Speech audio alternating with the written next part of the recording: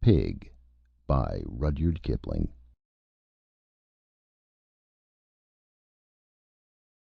Go stalk the red deer o'er the heather.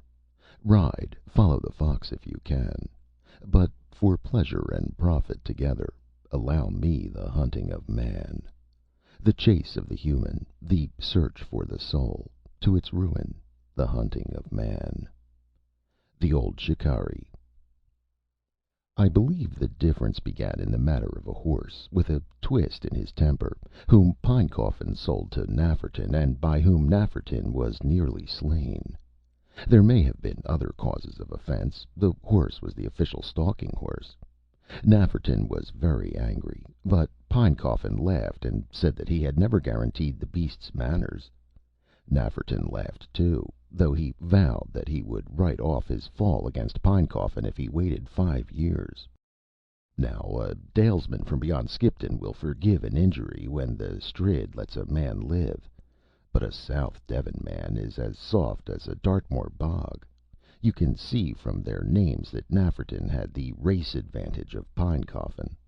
He was a peculiar man, and his notions of humor were cruel. He taught me a new and fascinating form of shikar. He hounded Pinecoffin from Mithingkot to Jagadri, from Gurgaon to Abbottabad, up and across the Punjab, a large province, and in places remarkably dry. He said that he had no intention of allowing assistant commissioners to sell him pups in the shape of ramping, screaming country breds, without making their lives a burden to them. Most assistant commissioners develop a bent for some special work after their first hot weather in the country. The boys with digestions hope to write their names large on the frontier and struggle for dreary places like Bannu and Kohat. The bilious ones climb into the Secretariat, which is very bad for the liver. Others are bitten with a mania for district work, Guzenvide coins or Persian poetry, while some, who come of farmers' stock, find that the smell of the earth after the rains gets into their blood and calls them to develop the resources of the province. These men are enthusiasts. Pinecoffin belonged to their class. He knew a great many facts bearing on the cost of bullocks and temporary wells and opium scrapers, and what happens if you burn too much rubbish on a field in the hope of enriching used-up soil. All the Pinecoffins come of a landholding breed, and so the land only took back her own again. Unfortunately, most unfortunately for Pinecoffin, he was a civilian as well as a farmer. Nafferton watched him and thought about the horse.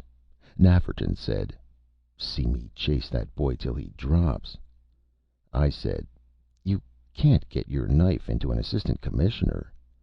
Nafferton told me that I did not understand the administration of the province. Our government is rather peculiar. It gushes on the agricultural and general information side, and will supply a moderate, respectable man with all sorts of economic statistics if he speaks to it prettily. For instance, you are interested in gold washing in the sands of Sutlej. You pull the string and find that it wakes up half a dozen departments, and finally communicates, say, with a friend of yours in the telegraph, who once wrote some notes on the customs of the gold washers when he was on construction work in their part of the empire.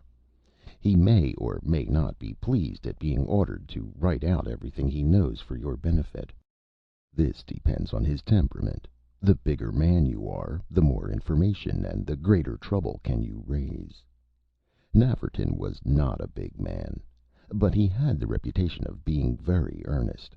An earnest man can do much with a government. There was an earnest man who once nearly wrecked, but all India knows that story. I am not sure what real earnestness is. A very fair imitation can be manufactured by neglecting to dress decently, by mooning about in a dreamy, misty sort of way, by taking office work home after staying in office till 7, and by receiving crowds of native gentlemen on Sundays. That is one sort of earnestness. Nafferton cast about for a peg whereon to hang his earnestness, and for a string that would communicate with Pinecoffin.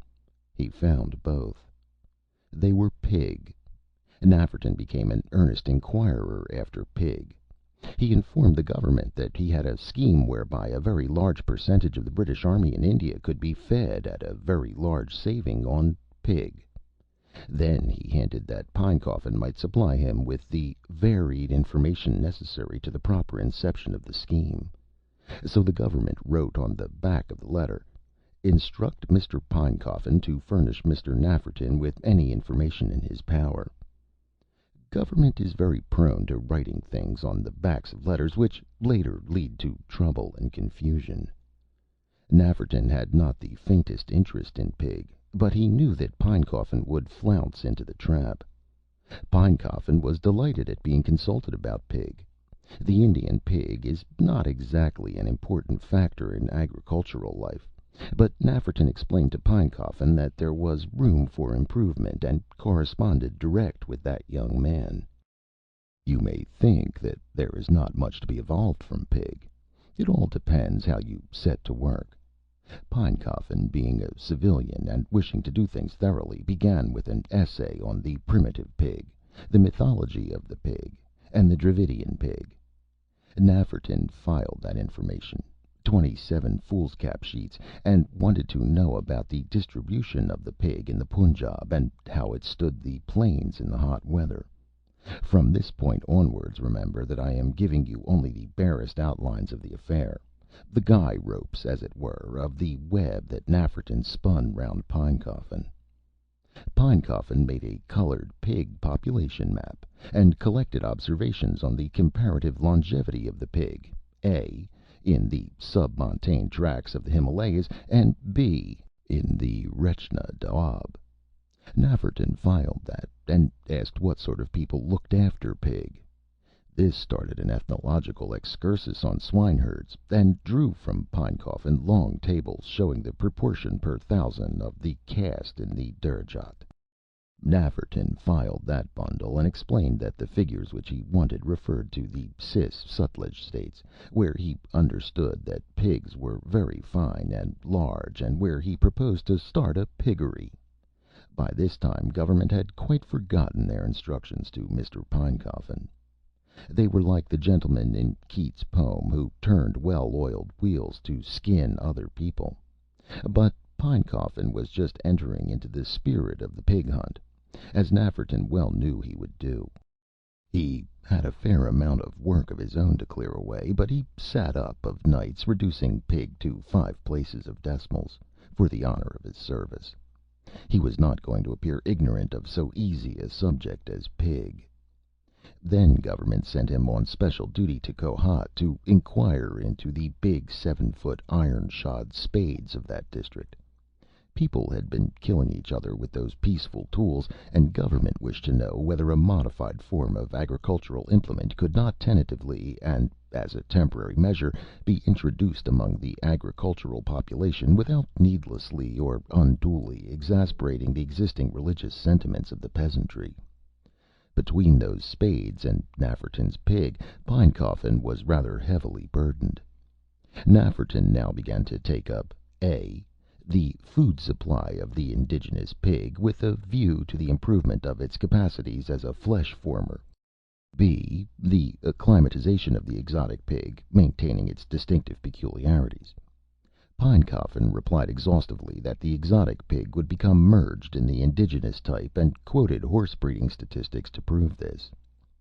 The side issue was debated at great length on Pinecoffin's side, till Nafferton owned that he had been in the wrong, and moved the previous question.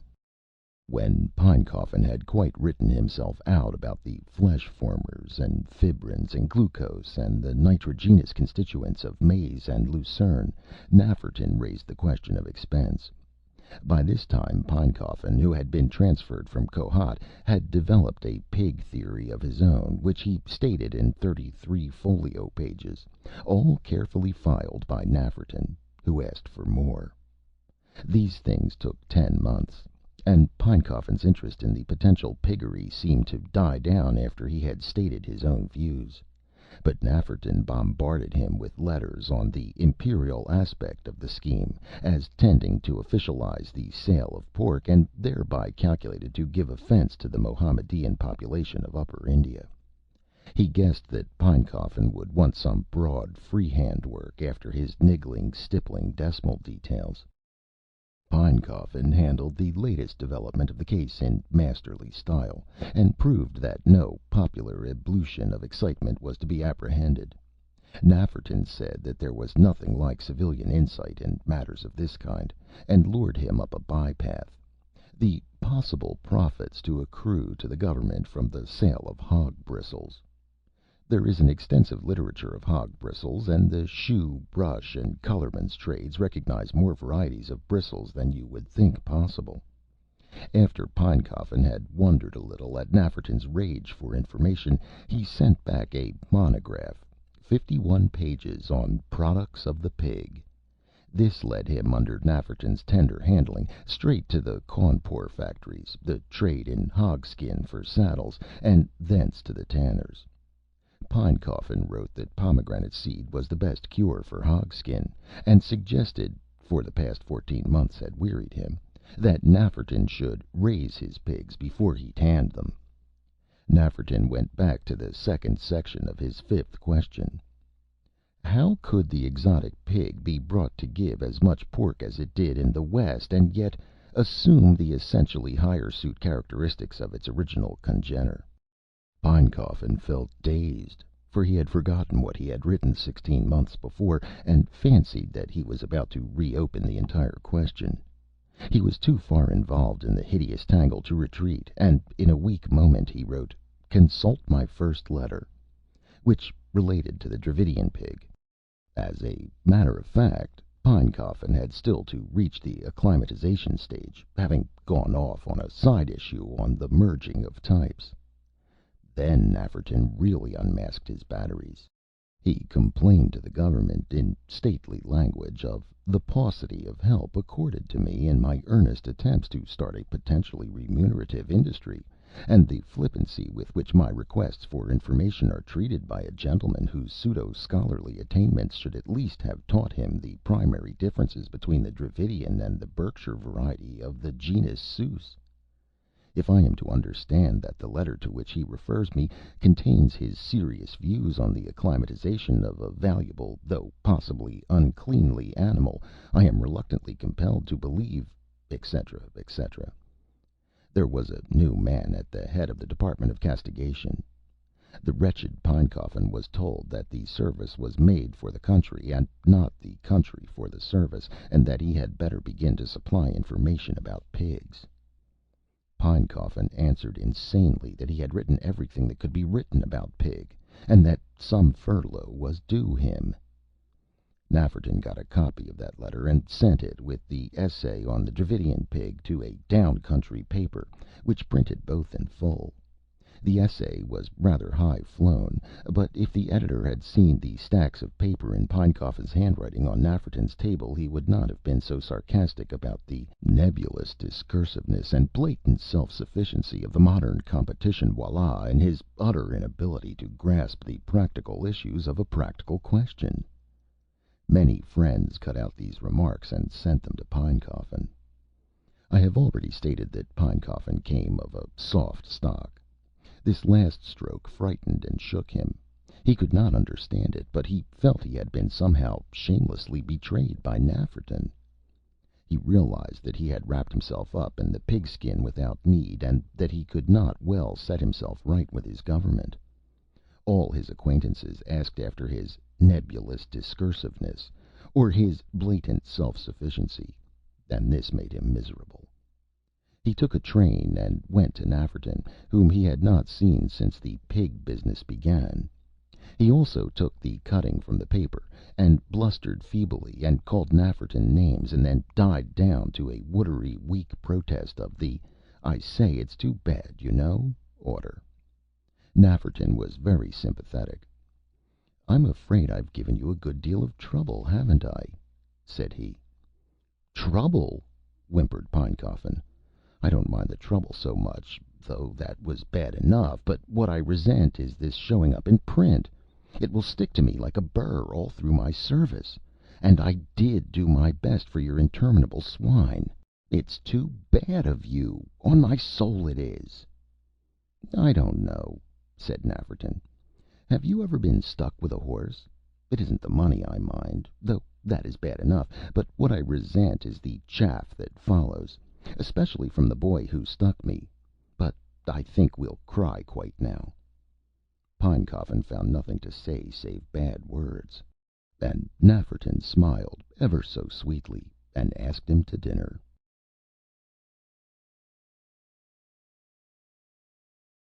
End of Pig by Rudyard Kipling.